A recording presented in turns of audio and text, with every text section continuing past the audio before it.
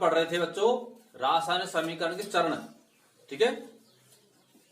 Last में 2-3 चरण है, उसको और देखेंगे आप। चरण नंबर 8, 9, 10, 11 सरल है, एक बार और देखेंगे। 8वां चरण जो था हमने पिछले 6वें और 7वें चरण में जिस कंडीशन में अभिक्रिया होती है, ताप दाब और उत्प्रेरक की उपस्थिति में होती हैं, ठीक है, या जो पदार्थ की अवस्था है ठोस द्रव और गैस, वो समझा। अब 8वीं में हम देखेंगे कि जो अभिक्रिया है उस अभिक्रिया को जो समीकरण होता है, ये समीकरण अभिक्रिया जो उत्क्रमणीय अभिक्रिया होती है, उस उत्क्रमणीय अभिक्रिया को दर्शाने के लिए बच्चों, दर्शाने के लिए दोनों दिशाओं में तीर के चिन्ह लगा करके दर्शाते हैं। यानी अभिक्रिया में समीकरण जो होता है, अभिक्रिया का जो समीकरण होता है वो उत्क्रमणीय अभिक्रिया को दोनों दिशाओं में तीर के चिन्ह से क्या करते हैं, दर्शाते हैं। उत्क्रमण अभिक्रिया को दोनों दिशाओं में तीर के निशान से दर्शाते हैं। जैसे उदाहरण के लिए मानो N2 + 3H2 बराबर 2NH3, ठीक है बच्चों। यानी नाइट्रोजन हाइड्रोजन क्रिया करके अमोनिया बनाते हैं। यह अभिक्रिया पहले इधर चलेगी उत्क्रमणीय अभिक्रिया में, क्रियाकारक क्रिया करके क्या बनाते हैं, उत्पाद बनाते हैं बच्चों। यह अभिक्रिया अग्र अभिक्रिया कहलाती है, ठीक है बच्चों। और जब उत्पाद बनना प्रारंभ हो जाता है तो उत्पाद वापस क्रिया करके और क्रियाकारकों को बना रहे होते हैं। तो जब उत्पाद क्रियाकारकों को बनाते हैं तभी अभिक्रिया प्रतीप अभिक्रिया कहलाती है। तो इस तरह से बच्चों अग्र अभिक्रिया प्रतीप अभिक्रिया जो है उत्क्रमण अभिक्रिया में दोनों ही क्रिया होती हैं, ठीक है, आगे और पीछे। तो इस तरह से हम उत्क्रमण अभिक्रिया को दोनों दिशाओं में तीर के चिन्ह से दर्शा सकते हैं, ठीक है भैया। नमा बिंदु, जैसे अगर अभिक्रिया हमको ताप दाब दर्शाना है, उत्प्रेरक दर्शाना है, ठीक है, तो जैसे अभिक्रिया हम ताप और दाब को दर्शाएं तो जो ऊपर अभिक्रिया लिख रही है इसी को देखो, N2 + 3H2 बराबर 2NH3। बच्चों ये जो अभिक्रिया हो रही है, ठीक है, वो लगभग 773 केल्विन ताप और 200 ATM दाब पर होती है, ठीक है बच्चों। तो इसमें ताप दाब, इतने ताप और इतने दाब पर ही नाइट्रोजन और हाइड्रोजन क्रिया कर क्या बनाते हैं, अमोनिया बनाते हैं, ठीक है। इसी तरह से अभिक्रिया में अगर हम उत्प्रेरक दर्शाना होता है, क्या दर्शाएं, उत्प्रेरक, तो क्या करेंगे, देखो जैसे उत्प्रेरक को भी क्या करते हैं, जिस तरह से ऊपर तीर का चिन्ह के ऊपर दर्शा रखा ना, ये ऐसे ही तीर के चिन्ह के ऊपर उत्प्रेरक दर्शाएंगे। तो देखेंगे जैसे C2H4 ये एथीन है, हाइड्रोजन से क्रिया करता है निकल उत्प्रेरक की उपस्थिति में, और क्या बनता है, C2H6 एथेन बनता है। यानी ये एथीन जिसका हाइड्रोजनीकरण हो रहा है, यहाँ हाइड्रोजन इसमें जुड़ रहा है और क्या बनना है, एथीन से एथीन।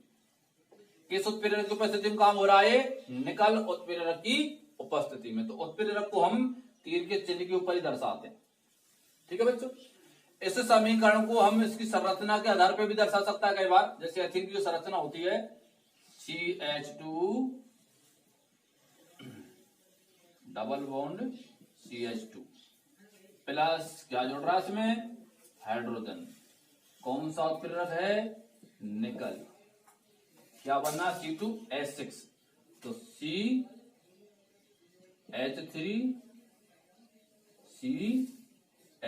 क्या बना? एथेन बना। इस तरह से इसकी संरचना के आधार पर भी उदाहरण लिख सकते हैं अपन। बात एक ही है, एथीन है, हाइड्रोजन जुड़ रहा है, हाइड्रोजनीकरण हो रहा है, निकल उत्प्रेरक है इसमें, और एथेन बन रहा है। एथीन जो डबल बॉन्ड होता है, द्विबंध होते हैं इसमें, और एथेन में एकल बंध होता है। ठीक है बच्चों, तो इस तरह से हम उत्प्रेरक को क्या कर सकते हैं? दर्शा सकते हैं। ठीक है भैया।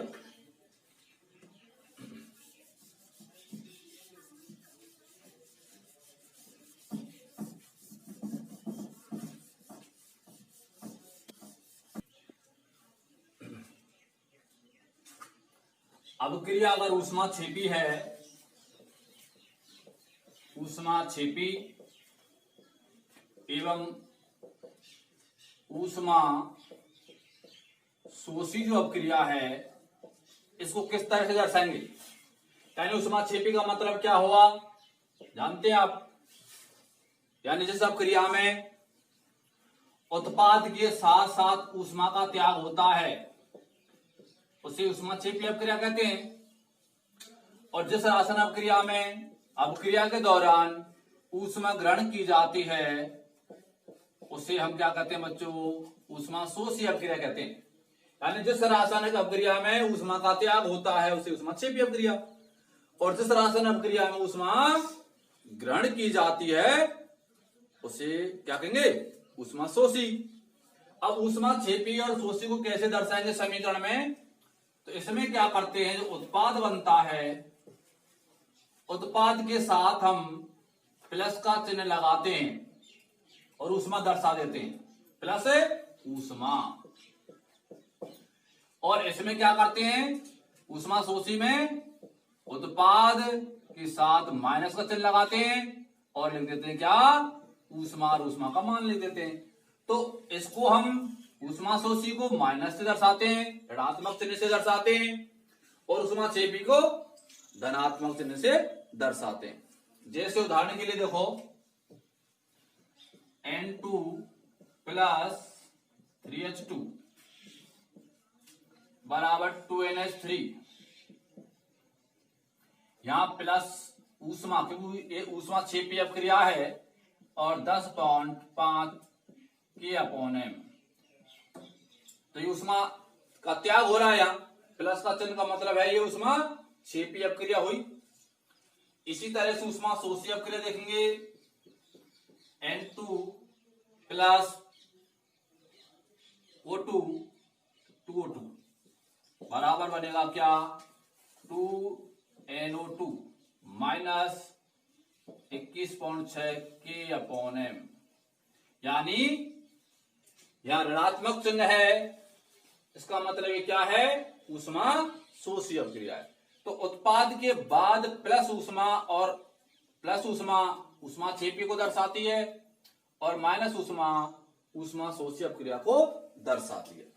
ठीक है बच्चों, तो इस तरह से आप रासायनिक समीकरण पढ़ा, जिसमें हमने लगभग 11 चरण पढ़े।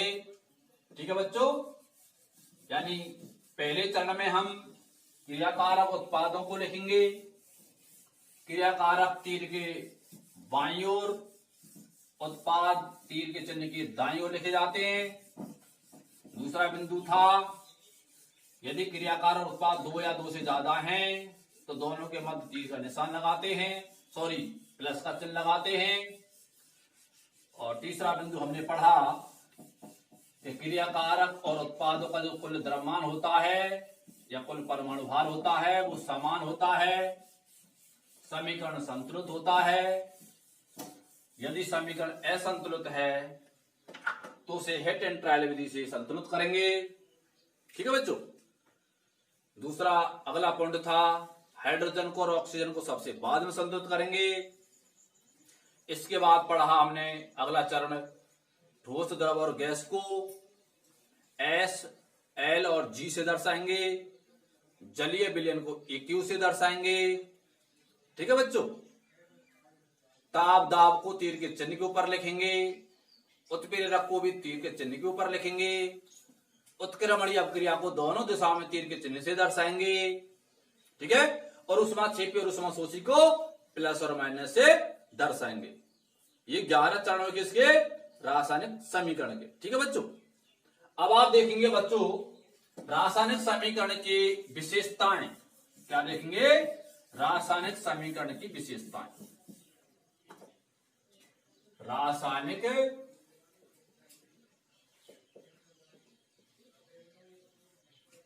समीकरण की विशेषताएं। रासायनिक समीकरण की विशेषताएं। तो देखो बच्चों, नंबर 1 विशेषता क्या है? यानी ये जो रासायनिक समीकरण होता है, ये रासायनिक समीकरण जो होता है वो रासायनिक अभिक्रिया में जो भाग लेने वाले क्रियाकारक हैं और बनने वाले जो उत्पाद होते हैं, इनकी जैसे परमाणु संख्या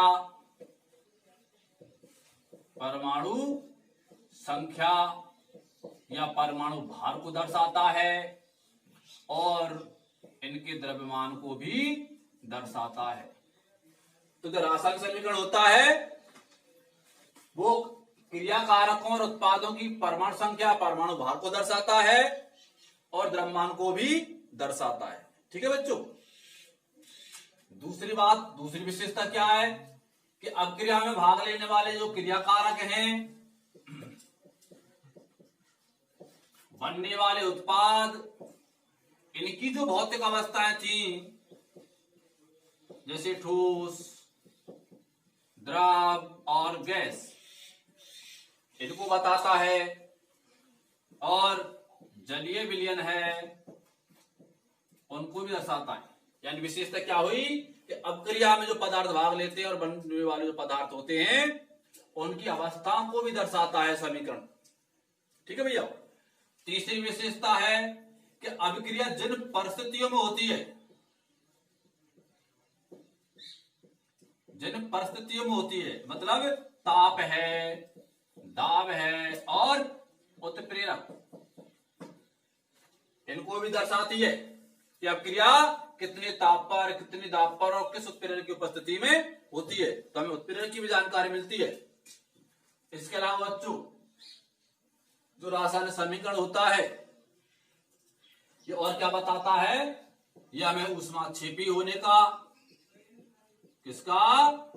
ऊष्माक्षेपी और ऊष्माशोषी अपक्रिया के बारे में भी क्या देता है? जानकारी देता है। और यह अभिक्रिया की उत्क्रमणीयता को भी दर्शाता है। किसको दर्शाता है? अभिक्रिया की उत्क्रमणीयता को भी दर्शाता है। ठीक है बच्चों, तो ये रासायनिक समीकरण की विशेषताएं। पहली विशेषता क्या हुई कि हमें रासायनिक समीकरण से क्रियाकारकों और उत्पादों की कुल परमाणु भार और द्रव्यमान संख्या के बारे में मालूम पड़ता है। रासायनिक समीकरण की दूसरी विशेषता क्या है कि रासायनिक समीकरण से हमें क्रियाकारकों और उत्पादों की अवस्थाओं के बारे में जानकारी मिलती है। रासायनिक समीकरण से हमें जिन परिस्थितियों में अपक्रिया होती है जैसे ताप, दाब और उत्प्रेरक, इनकी भी जानकारी होती है। रासायनिक समीकरण से हमें अपक्रिया की ऊष्माक्षेपी होने और ऊष्माशोषी होने का भी हमें ज्ञान होता है। और रासायनिक समीकरण से हमें अपक्रिया की उत्क्रमणीयता की भी जानकारी प्राप्त होती है। ठीक है भैया, तो ये क्या है? रासायनिक समीकरण की विशेषताएं।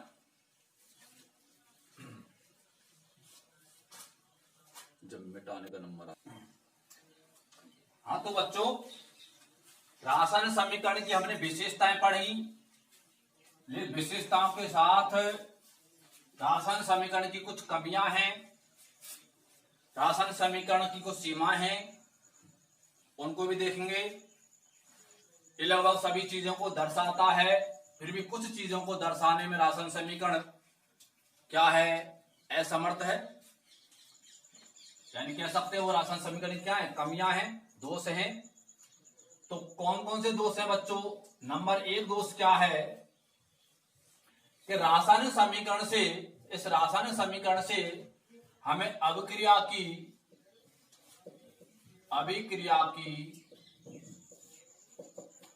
पूर्णता की, किसकी?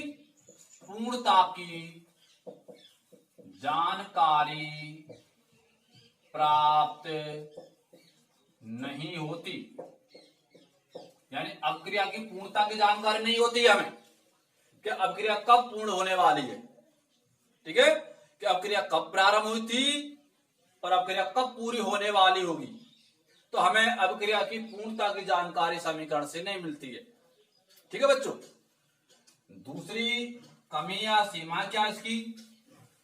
अभिक्रिया में जो क्रियाकारक भाग लेते हैं, अभिक्रिया में जो उत्पाद बनते हैं, हमें इन क्रियाकारकों और उत्पाद की सांद्रता का भी पता नहीं होता है अभिक्रिया में, समीकरण में। ठीक है, यानी समीकरण हमें क्रियाकारकों और उत्पादों की सांद्रता की भी जानकारी नहीं दे पाता। ठीक है बच्चों। तो कभी पूछा जाता है कि रासायनिक समीकरण की विशेषता बताओ, और विशेषताओं के साथ पूछ लिया जाता है कि समीकरण की सीमाएं बताओ, कमियां बताओ। तो 2 कमियां हैं कि समीकरण हमें अभिक्रिया की पूर्णता की जानकारी नहीं देता कि अभिक्रिया कब पूर्ण होने वाली है, और दूसरी है क्रियाकारकों और उत्पादों की सांद्रता के बारे में भी हमें नहीं पता होता है समीकरण से कि सांद्र है, सांद्रता क्या है। ठीक है, विलयन तनु है, विलयन सांद्र है। ठीक है, इस तरह से हम नहीं पता मालूम होता। ये 2 कमियां हैं बच्चों रासायनिक समीकरण की। और इसी के साथ हमारा जो रासायनिक समीकरण वाला जो टॉपिक है वो क्या होता है? संपूर्ण होता है, और नया टॉपिक पढ़ेंगे बच्चों।